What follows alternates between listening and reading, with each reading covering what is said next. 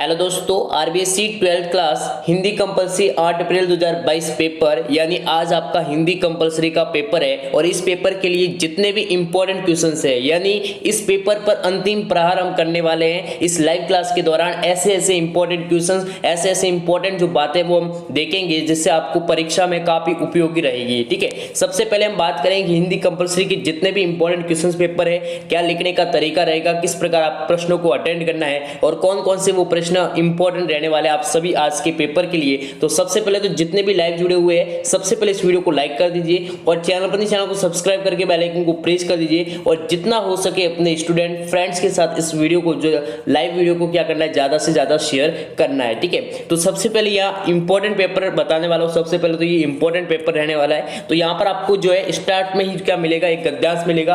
I hope आप सभी के गद्यांश में से एक भी जो नंबर है वो कटने वाला नहीं है, आप सभी के गद्यांश सही होने वाला है 100%। यदि आपने मेरी सभी वीडियो देखी है और यहाँ पर ये वीडियो आप जो है अच्छे तरीके से देख लेते हैं तो भी आपके 100% गद्यांश से एक भी नंबर कम नहीं होने वाले। तो सबसे पहले चाहे गद्यांश किसी भी टॉपिक पर हो तो यहाँ पर आप देख सकते हैं, वाणी एक अनमोल वरदान है, कोयल अपनी मीठी वाणी से सबका मन हर लेती है। तो यहाँ पर आप देख सकते हैं उपयुक्त गद्यांश का जो उपयुक्त जो उचित जो शीर्षक है वो आपको बताना है। तो वो क्या होगा, मधुर वाणी होगा, जो कि न कि अनमोल वरदान होगा। ठीक है, न कि मृदुभाषी होगा और नहीं क्या होगा, बहुभाषी होगा, यानी इसका सही आंसर होगा वो सी ऑप्शन होगा। ठीक है, नेक्स्ट यहाँ पर आप देख सकते हैं नॉन देशज है, इसका तत्सम रूप क्या होगा, ये आपको कमेंट करके बताना है कि जो नॉन क्या है, एक देशज है, जबकि इसका तत्सम जो रूप है वो क्या होगा। अच्छी तरह से आपको क्या करना है, सबसे पहले तो गद्यांश को एक बार जो है अच्छी तरह से पढ़ना है। क्या करना है, एक बार अच्छी तरह से आपको पढ़ना है,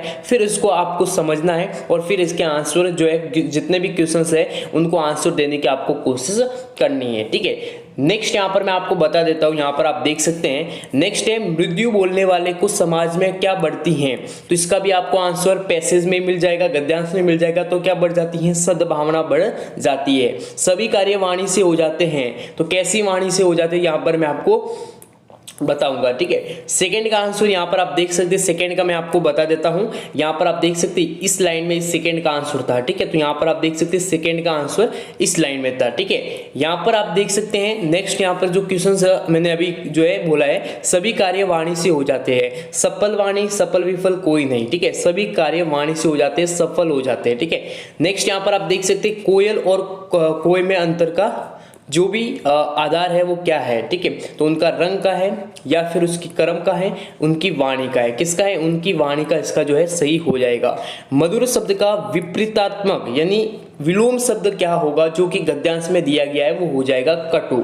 क्या हो जाएगा, कटु हो जाएगा, सही आंसर इसका हो जाएगा। नेक्स्ट यहाँ पर आप देख सकते हैं एक पद्यांश मिलेगा, इसके भी जितने भी आंसर आपको है वो आपको देने होंगे। तो यहाँ पर इसी प्रकार का पूरा पद्यांश दिया गया है, कातरता सुपी या सीके या हारे हुओं की खोज, जहां भी मिलेगी उन्हें प्यार से सितार पर बजाऊंगा। तो बहुत ही अच्छा एक पद्यांश है। इनमें यहाँ पर पहला जो प्रश्न है कि कवि ने किस महापुरुषों के भावों का उल्लेख किया है, तो महात्मा बुद्ध, महावीर स्वामी, महात्मा गांधी जी या फिर दयानंद सरस्वती। अच्छी तरह से आपको क्या करना है, इसको समझना है। ठीक है, सबसे पहले तो यहाँ पर समझना है, तो यहाँ पर इसका जो है सही आंसर क्या होगा। ठीक है, नेक्स्ट यहाँ पर मैं आपको बता रहा हूं, मैं मर जाऊंगा लेकिन मैं कल फिर जन्म लूंगा, कल फिर आऊंगा। पद्यांश की उक्त अंतिम जो 3 पंक्तियां जो है उन्होंने फिर क्या कहने का प्रयास किया। यहाँ पर आप देख सकते हैं, मैं मर जाऊंगा लेकिन मैं कल फिर जन्म लूंगा, कल फिर आऊंगा। ठीक है, इनसे क्या यहाँ पर, ठीक है, इनसे इनका क्या भावार्थ है ये आपको अच्छी तरह से लिखना है। ठीक है, नेक्स्ट यहाँ पर आप देख सकते हैं बहुत ही सुनसान का गला घोटने का क्या तात्पर्य है। तो यहाँ पर आप देख सकते हैं सुनसान रूपी व्यक्ति की गर्दन दबा दी, क्या इसका आंसर है। तो यहाँ पर आप देख सकते हैं सुने मानव मन में आशा की उमंगे भर दी, इसका क्या हो जाएगा, सही आंसर हो जाएगा। इसी प्रकार से यहाँ पर आप देख सकते हैं वेरी इंपॉर्टेंट क्वेश्चन है, यहाँ पर आप देख सकते हैं। फिर यहाँ पर आपको रिक्त स्थान वाले जो क्वेश्चन देखने को मिलेंगे यहाँ पर जितने भी है। ठीक है, यहाँ पर बहुत ही इंपॉर्टेंट है। ठीक है, ये क्वेश्चन पेपर आप सभी के लिए काफी इंपॉर्टेंट रहने वाला है। बाकी यहाँ पर आप देख सकते हैं सेंसस का अर्थ होता है, सेंसस का अर्थ होता है यहाँ पर जनगणना, ठीक है। अब इसका आपको कमेंट करके बताना कि ब्रेन और ड्रेन का अर्थ क्या होता है, ये भी काफी इंपॉर्टेंट रहने वाला है आप सभी के लिए। इसी प्रकार से फीचर लेखन से संबंधित 100% क्वेश्चंस आएगा। बाकी जितने भी ये क्वेश्चंस क्या रहने वाले, इंपॉर्टेंट रहने वाले, क्या रहने वाले हैं, इंपॉर्टेंट रहने वाले। अभी मैं आपको बताऊंगा काफी इंपॉर्टेंट एक क्वेश्चंस बैंक बताऊंगा, और बाकी ये जो शमशेर बहादुर सिंह का कवि परिचय जो है, या फिर लेखिका महादेवी वर्मा है उसका परिचय, दोनों में से 100% एक आ सकता है, तो अच्छी तरह से कर सकते हैं। सब प्रश्न व्याख्या में आपको यहाँ पर प्रश्न लिखना होगा सबसे पहले, फिर आपको संदर्भ लिखना है, और फिर आपको जो है क्या लिखनी है, व्याख्या करनी है, और फिर आपको विशेष लिखना है। जितने भी लाइव जुड़े हुए हैं, अभी तक आपने इस वीडियो को लाइक नहीं किया है तो कर दीजिए लाइक, और चैनल को सब्सक्राइब करके बेल आइकन को प्रेस कर दीजिए। काफी इंपॉर्टेंट क्वेश्चंस ये पेपर रहने वाला है। काफी इंपॉर्टेंट क्वेश्चंस मैंने यहाँ पर आपको बता दिए हैं कौन कौन से इंपॉर्टेंट क्वेश्चंस रहने वाले हैं। एक आपको निविदा तैयार करना बहुत ही इंपॉर्टेंट है। निविदा तैयार करना 100% आना चाहिए। एक निविदा आपके 100% जो है काज के पेपर में आपको हूबहू देखने को मिल सकती है। बाकी यहाँ पर आप जो निबंध लेखन की जो इंपॉर्टेंट टॉपिक है वो ये भी है, कंप्यूटर शिक्षा, समय की मांग, समाज में नारी का महत्व, नवीन समाज या रचना, या युवा शक्ति, स्वास्थ्य ही श्रेष्ठ धन है, या फिर जो ऑनलाइन शिक्षण से संबंधित है, पेट्रोल डीजल की बढ़ती जो मांगे, जो भी कीमतें हैं उनमें यहाँ पर आ सकती है। बहुत सारे ऐसे जो ट्रेंड टॉपिक है इन्हीं पर जो है आपके निबंध पूछा जाए। और अभी अभी हमारी वेबसाइट पर जो इंपॉर्टेंट क्वेश्चंस पोस्ट कर दिए गए हैं rjstudymonitor.com पर, तो लिंक आपको डिस्क्रिप्शन में मिल जाएंगी, जल्दी से विजिट कीजिए। और हिंदी कंपलसरी के इंपॉर्टेंट जो क्वेश्चंस, ठीक है, अभी अभी यहाँ पर पोस्ट किए गए हैं important questions bank with solutions, वो यहाँ पर रट लीजिए। काफी इंपॉर्टेंट क्वेश्चंस रहने वाला है, तो देर किस बात की, लिंक।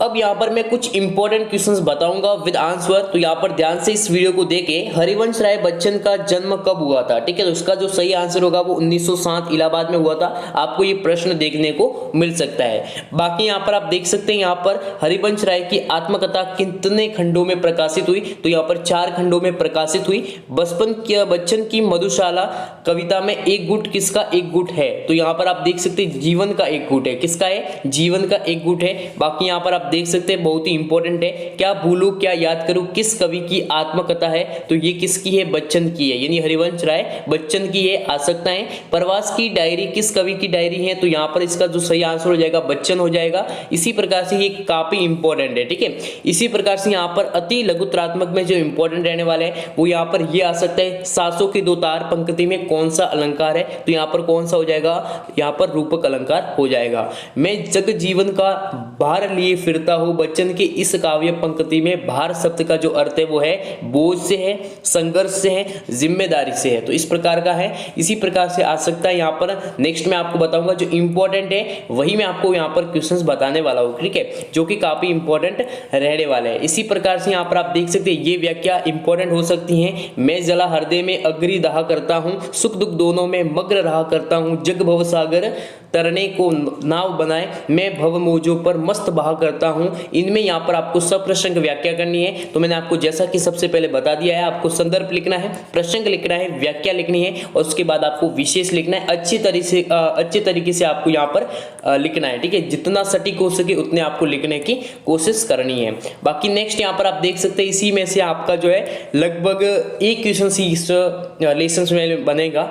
वो संभावना ये है कि पतंग कविता में बाल क्रियाकलापों एवं प्रकृति में आए परिवर्तनों को अभिव्यक्त करने के लिए कवि ने किसका प्रयोग किया है, तो बिंबु का प्रयोग किया। ये काफी इंपॉर्टेंट रह सकता है। या बाकी फिर कवि आलोक धनवा का जन्म कब और कहां हुआ, तो यहाँ पर 1948 में मुंगेर, और मुंगेर कहां पर आया हुआ है, बिहार स्टेट में आया हुआ है, ठीक है। इसी प्रकार से खरगोश की आंखों जैसा लाल सवेरा से क्या कवि का जो है क्या आशय, तो ये काफी इंपॉर्टेंट क्वेश्चंस रहने वाले हैं। जितने भी लाइव जुड़े हैं सभी इस यहाँ पर इस लाइव वीडियो को लाइक कर दीजिए, और चैनल को सब्सक्राइब करके बेल आइकन को प्रेस कर दीजिए। इस क्वेश्चंस बैंक को डाउनलोड करने के लिए हमारी वेबसाइट को विजिट कीजिए www.rjstudymonitor.com, ठीक है। आपको मैंने डायरेक्ट लिंक भी डिस्क्रिप्शन में दे दी है। इस वेबसाइट को विजिट करके जो यहाँ पर 12th हिंदी कंपलसरी का जो सेक्शन मिल जाएगा आपको, वहां पर क्लिक करके इस पूरी की पूरी क्वेश्चंस बैंक को डाउनलोड करें और अभी इस क्वेश्चंस बैंक को रट लीजिए।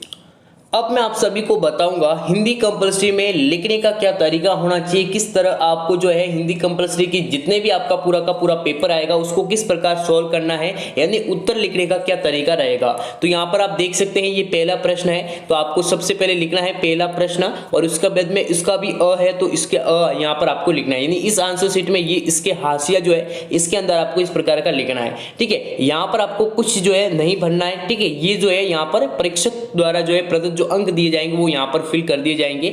यहाँ पर आप देख सकते हैं वाजिद अली शाह के शासनकाल में समाज विलासिता व्याप्त थी, समाज के सभी व्यक्ति विलासिता में डूबे हुए थे।